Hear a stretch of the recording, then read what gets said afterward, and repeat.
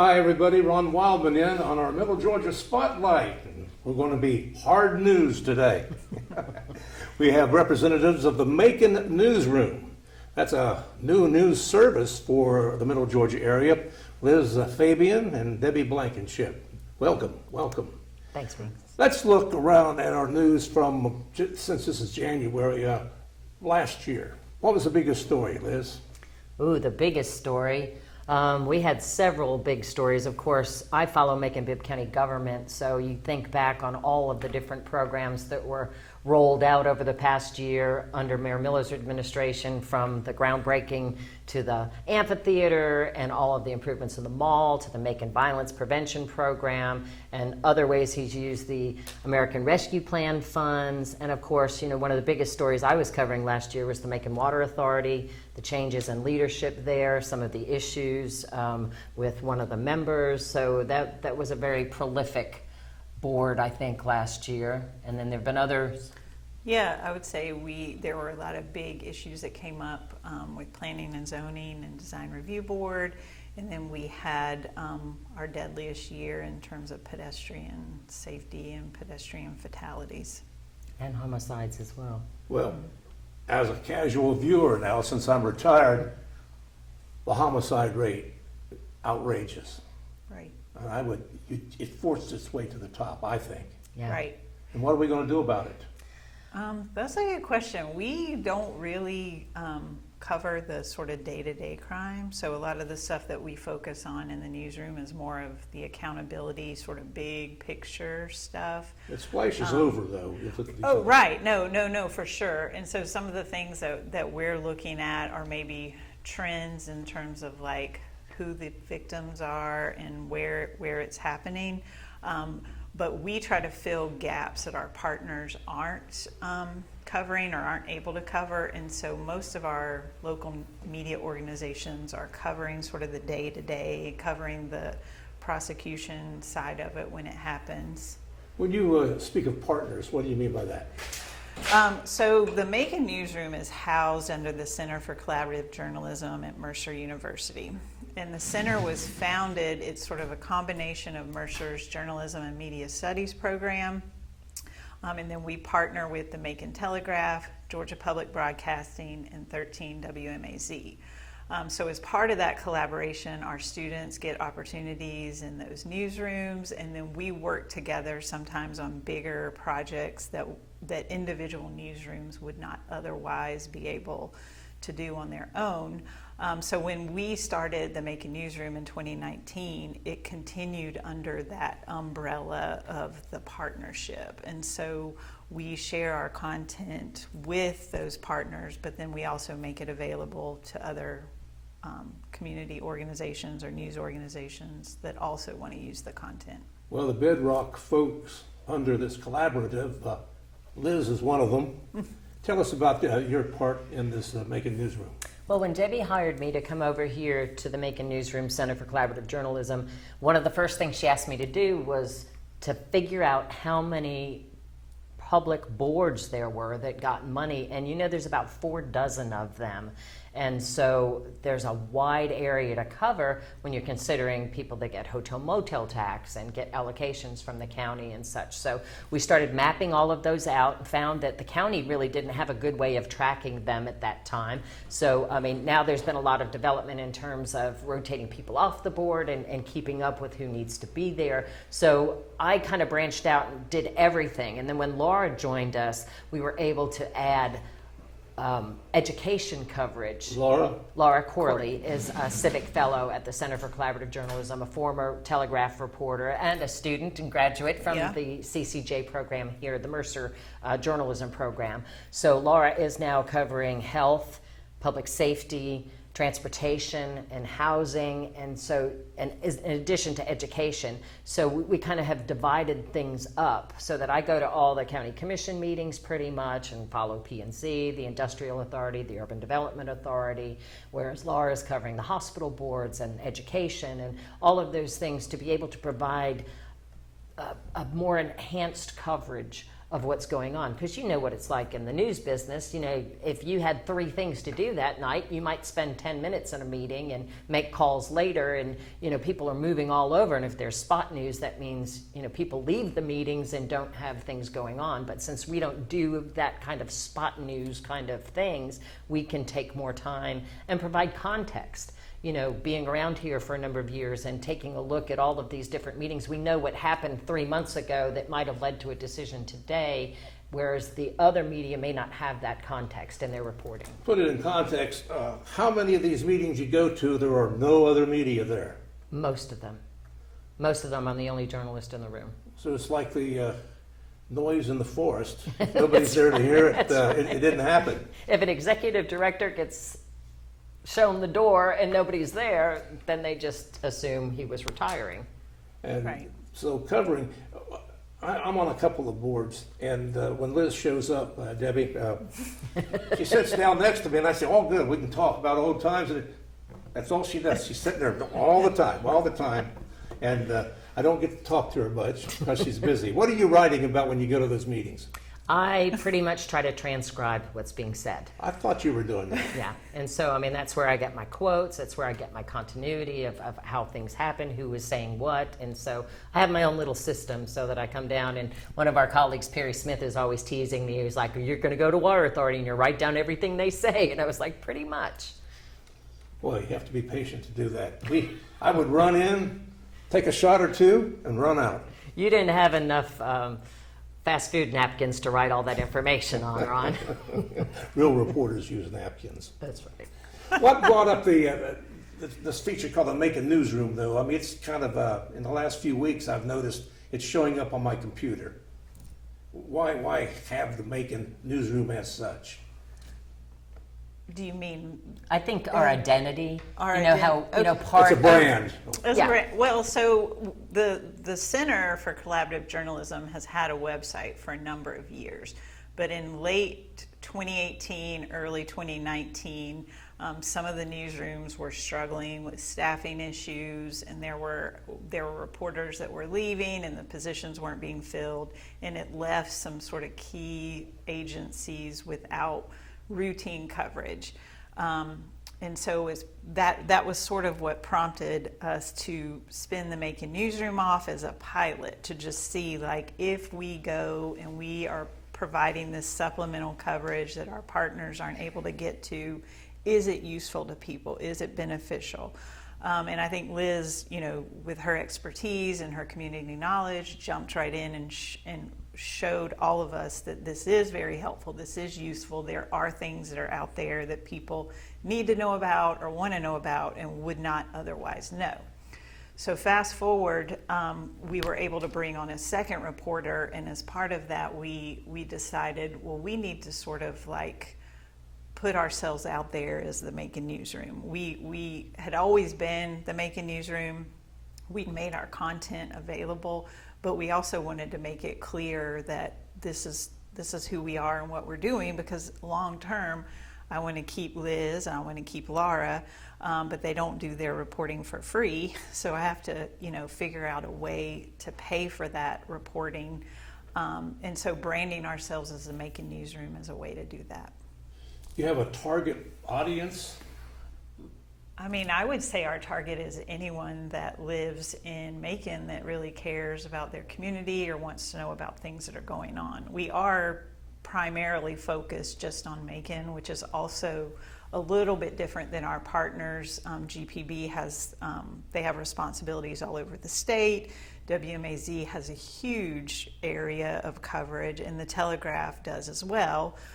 So sometimes they're spread a little thin in covering all of these huge areas, and we're able to really like focus in on Macon, Bibb County.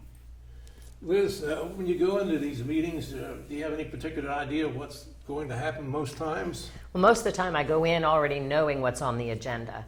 And then because of so many of these organizations are cyclical in nature, whereas, you know, with the county commission, you have committee meetings, and so they pass things one week and then they ratify it the next week. So you always kind of have a good idea of what's going to be on the agenda, and you kind of know cyclically what's going to happen in terms of planning and zoning, for instance, that something will go to the design review board, and so I'm there to hear what they have to say about it from the design review board standpoint. So when it comes to planning and zoning, I already have the knowledge of what are going to be the issues that planning and zoning might take into consideration. So Speaking of planning and zoning, there are still some surprises to the general public when you write your story sometime. They don't know what's been going on in their neighborhood. right, yes, and planning and zoning covers a myriad of issues every week. Design review board, the same thing, and people may not be aware of what's coming in next to them. So we try to provide that coverage and let people know, okay, this convenience store is coming here, or they denied this store here, or, whatever, because it may be very important to the people in that neighborhood. And one of the benefits, I think, of having the Macon Newsroom and the Center for Collaborative Journalism is taking the monetary aspect out of it. For-profit newsrooms have to make a profit. And they have to bring in that revenue, and sometimes their coverage is geared toward what will attract the most eyes or what will bring in the most clicks online so that they can charge more in advertising or whatever. And so, because that's the business model. So when you take that out of there, you can kind of cover things across the spectrum without having to worry about, the clicks. I mean, it's important. We want to cover things that people are interested in, but it's not our primary motivating factor. Right, because I would say sometimes accountability reporting isn't the reporting that gets the most attention in terms of like clicks, but just having Liz in the room and having elected officials or officials that are using taxpayer dollars and know that one of our reporters is there sort of paying attention to what they're doing, that's really important. But what I liked about newspapers over the years, you get the paper, you leaf through, and you pick and choose what you read about. And you don't have that choice that much anymore, especially with TV. And but I see when your items come down on my computer, I'm picking and choosing like I used to. Because there's a lot of stuff there to pick and choose from. There is, and that's one of the things with a website too, because you have to know where you're going and all this. Something might be on a different page and you just don't know about it. So we try to keep things out in front. Right, and we do a weekly print newsletter that we distribute right now through the library system and then through Macon Housing. And so ultimately I'd like to expand that more. It's free, it's one-page PDF. And it usually has our top stories. And so it's really meant to give information to people that may not watch TV or may not read the paper or listen to the radio. Or the computer. Or the computer, right. And where are you placing those now? Well, we distribute them through the library system. So we drop some off at Washington Memorial and they send some out to the branches. And then we also distribute them through Macon Housing Authority. So they have are usually 3 stories from the past week, and then there's a QR code on there. So if you do have a smartphone or you do have computer access, you can go to the website and read everything. Some weeks we may only have 3 stories, but then we have some weeks where we might have 7 or 8 or 9 stories, and so we're picking, we're having to make choices when we put the newsletter together. Each week, Liz, I see you do a promotion for your work on Channel 13. Yes. What do you try to do on that? I just try to go through my schedule for the week, talk about what is coming up, let people know some of the things that are going on long term.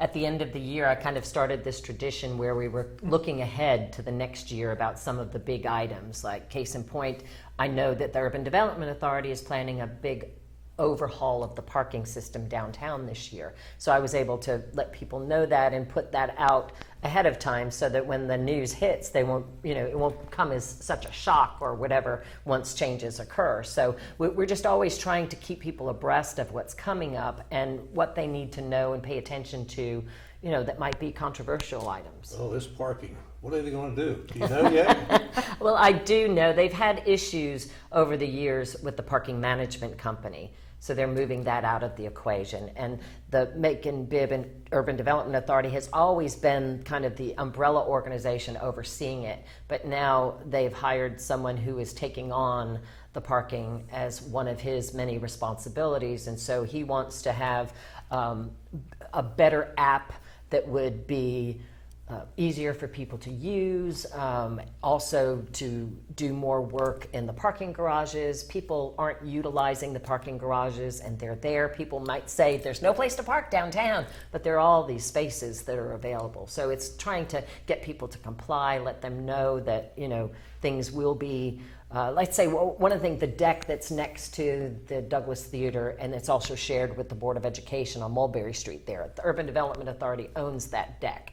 But as you know, on the weekends, if you go to events at the Douglas Theater, people just come in, there's no way to pay, and so people are just coming in and out of there. But they're planning to put kind of like license plate readers in there. So if someone skips out and not pay, they'll be getting a ticket in the mail for non-payment. So I just think things, you know, to better keep track. There's really plenty of parking downtown, but not in front of the store they want to go to. Right, that's Yeah. right.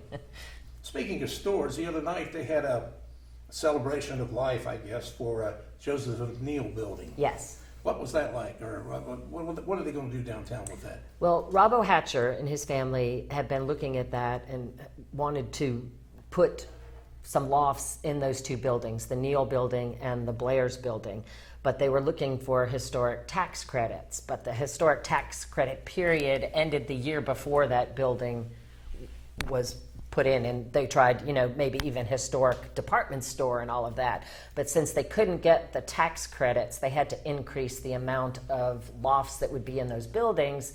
So they've had to tear them down. They're going to be tearing them down because there were no windows in Neal's too. So how are you going to put lofts really in there? So they're going to tear down Neal's and Blair's and then put a massive 107,000 square foot building in there with 95 lofts and some retail spaces down at the bottom. I like the way they're going to save the Neal sign and put it on the loft building. Right. That's a great thing. And Neal's, what, over 100 years here. I think everybody was pleased that they were going to do that. Yeah, the downtown historic designation came in 47, I believe. Was that it? And then the building was constructed in 48. It's either which 47, 48, or 48, 49, Yeah, somewhere it around was, there. It was somehow that because of when the building was constructed, they could not do they couldn't do the historic. Which is one of the changes to reasons they it. wanted to save the sign, you know, to have that piece. And then the building that they've designed is, you know, a brick building, and, you know, as Robert Hatcher was saying, he wanted to make it look like, as you look down the street, you wouldn't stop and say, oh, there's something that doesn't belong there, that your eye would just keep going. And there's all kinds of projects coming downtown, you know, more loft buildings in the old Army-Navy store and the old House of Johnson. All those kinds of things have been coming through PNC lately. Debbie, you're much an overseer of this. Do you get out at all, do any reporting? Or do you want to? I would like to do more reporting. I maybe do a couple of stories a year, usually in the summer, because part of my responsibilities, I also still teach classes. So I teach, I manage the center, which we have some other responsibilities outside of the Macon Newsroom, and then right now I'm serving as like the editor of the Macon Newsroom. So I wear a lot of different hats. I do really enjoy actually reporting, though. I love telling good stories. I love finding interesting stories. I mean, it's just sort of a curiosity to hear about things that sort of drew me into journalism in the first place. What classes do you teach? What kind of classes? It's a range. So I teach sort of a specialized reporting class, which is the capstone class for our seniors. Right now I'm teaching an investigative reporting class. I've taught the introductory news writing class. I teach a civic and community journalism class where the students take some of the digital media skills that they've been learning, and then we force them to sort of get out in the community and do community reporting. A lot of journalism programs, you do sort of mock reporting in the classroom, but one of the hallmarks of our program is we actually try to get the students out in the community, which is really part of Mercer, has sort of a larger service mission, and it all sort of like, we see what we do in the journalism school in telling community stories is just as part of the way that we can serve the community. One of the most interesting things I think Debbie did last year was she had her students file open records requests on all of the local governments and even some state agencies to see whether they replied within 3 days, whether they got what they were supposed to, and all of that. And it was very interesting. And then she published the report card on it. So I was in a meeting when it was discovered that one of our agencies had a failing grade, and so the mayor was like, what? He was kind of teasing, but yeah, I mean, it's very interesting to see how you get different responses from these agencies, but the law is the law, and so it was very helpful. Or how easy it is to actually file a request, because the law is the law, but there are some agencies that make it very easy, very user-friendly to get in touch with someone, and then there's some organizations that it's just an address and maybe a phone number. There's no email, no way to contact someone specifically. So yeah, we did do that project, and we published that in early November. And that one agency that failed, I think by the end of the day they had corrected whatever it was that they had. And they so had, in fact, we had 2 agencies with bad grades, and they both made some adjustments because of our reporting. So. Journalism as a whole is being rated very low on the national scene these days. What kind of young people and what's their attitude are coming to Mercer? Well, our journalism program, since the center started, it's continued to grow and gotten bigger. We have a pretty healthy group of first-year students come in every year. I will say it runs the gamut now. So when I first started 10 years ago, we got a lot of students that wanted to be traditional reporters. They wanted to work in TV or radio or for the newspaper. And now we get maybe a quarter of our students want to do that, and then a lot of them want to just do content creation and storytelling. And some of that is because everyone has a website now, everyone has social media. Everybody's a writer. That's right, everybody's a journalist. but you need those skills. Like you need to be able to tell a good story, even if you're in corporate communications or if you're running the social media for a big sports team. And so a lot of our students get those kinds of jobs. Like we have students working for sports organizations. We have a couple of students that work at NASA. One actually started the audio storytelling division at NASA. But then every year we do have students that get out into what I call traditional reporting. And there are still a lot of jobs in journalism. If you go onto the journalism job sites, there's lots and lots of jobs out there, particularly for entry-level reporters. So Micah Johnston, who was one of our graduates last year, is at the Telegraph. We always have 2 or 3 that are at WMAZ as well.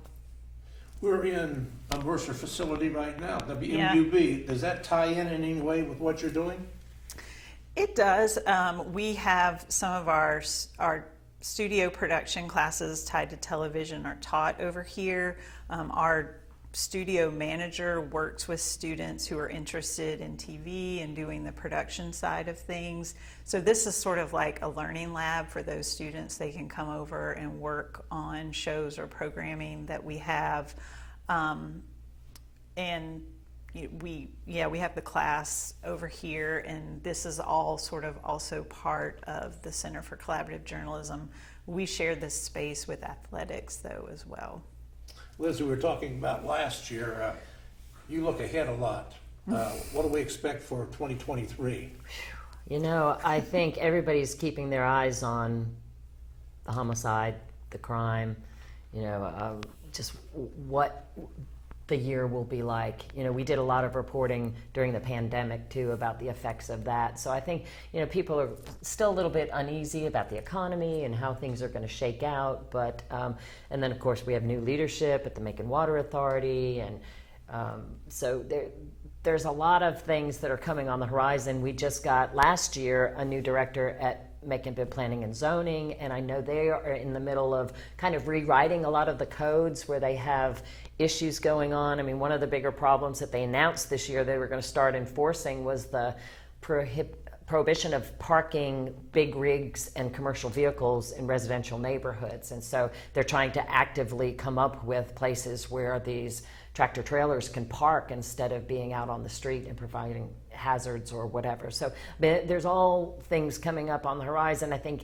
this is the bicentennial year. There are going to be a lot of celebrations connected with that, as well as what will probably be the big story of the year is if and when we get the designation for the national park, because there's so many things that are hinging upon that, including the mayor's plans. He bought up all that property for the county over there by Bibb Mill to the tune of $14 million, so that now that big chunk is ready, so that if a developer wants to come in and put a $300-400 million investment into that property, it can all be marketed together instead of piecemeal. So there's a lot of planning going on, and it's all kind of contingent on things, and everybody's going to be watching what happens with the amphitheater this year as it's going up. I noticed the walls are starting to go up, and you're seeing some progress as county offices move into the Macon Mall, so that there'll be a lot to report this year. Well, a lot of that is the brainchild of the man in the mayor's office, Lester Right. Miller.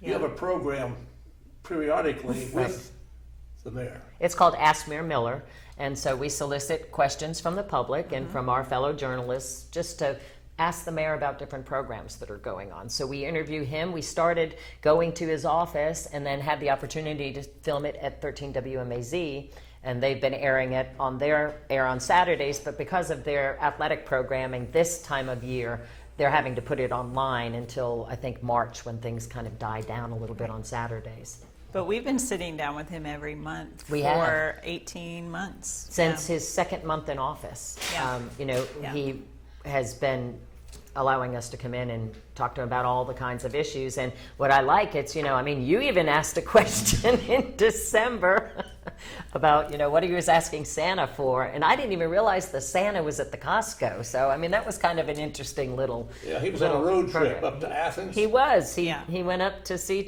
the Costco and Trader Joe's, and then so that kind of piqued everybody's interest. Like, ooh, are we going to get a deal? And I think he's just trying to lay the groundwork. What do you see? He has to announce for re-election before too long, doesn't he? I think maybe even by the end of the month we'll hear that. I had asked him about that on one of the other programs, and he mentioned that he had announced, I think, sometime around his birthday, which I think is at the end of this month. So I imagine there might be some sort of announcement coming up. Boy, that was a fast almost 4 years. Well, it's 2 years, really. He's halfway through, but so, the election will be next year. Yeah. We're always in an election. Yeah, that's right. If it's not, these in-between One ones. thing he does, a lot of them don't do, he announces very, very, very early. And people know if you're planning to run against him, you better be ready to go. And that's smart politically. What type of job do you think he's done these last 2 years, going into the third and fourth? Oh, well, I don't like to comment pretty much on those kinds of things, but in terms you're- of what I have you're a seen, citizen, too. I am a citizen too, but from what I have observed, just in the difference is that Mayor Miller went in kind of with a whole punch list of things that he wanted to get done, because he put together a transition team of people from all over the community. That's right. And put together these priorities, and he's checking them off one by one. So whether or not you like his methods, he's at least doing what the community has told him was important to him. So, with this whole crime business, there hasn't been that type of commitment of resources to try to get on the front end of the prevention, spanning out through all the community. And it's kind of like, throwing spaghetti up against the wall and see what's going to stick. But at least there's efforts being done, and he admits that it would take the long run to see the benefits from some of these. So I think that's, kind of an indication that he would run again. Being a part of one of the previous administrations, they never had the money he has to work with. Right. And a lot of that came through the pandemic and Right, the all federal that government, American those Rescue programs, Funds. But then again, he got the OLOST pass that other people That's have right, not he been wanted able that. to. Yeah. So that's going to be a tax rollback for people, and that's generating income to further enhance the public safety. So we just have to see what the voters have to say about whether that report card is to their liking. Right. Oh, Debbie, one last word, if we have just a few minutes, or a few seconds actually, about the Macon Newsroom. What kind of pitch you want to make on that? Oh, the Macon Newsroom. Well, I was going to make a pitch on Macon. I was just going to say, Well, that's good too. yeah, I was going to say this isn't necessarily accountability, but I do think right now Macon is in this really unique position where we have a lot of great things going for us and a lot of things happening. We're on all these lists, national lists of places as a place that you should come and see.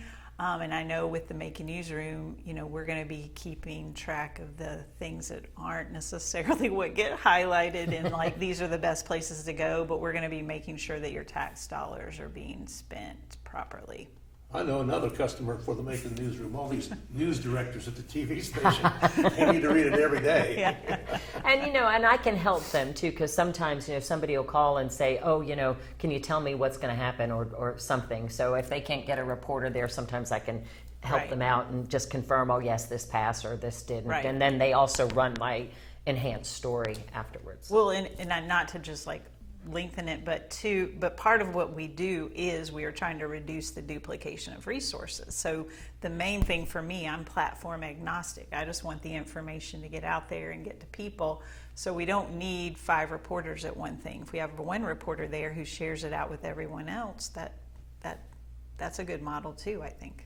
On that, we'll end this. Debbie Blankenship, thank you for being with us on our Yeah. Middle Georgia Spotlight. And Liz, always good to have you here. Thank you, Ron. Thank Thank you, everybody. I'm Ron Wildman here at WMUB TV.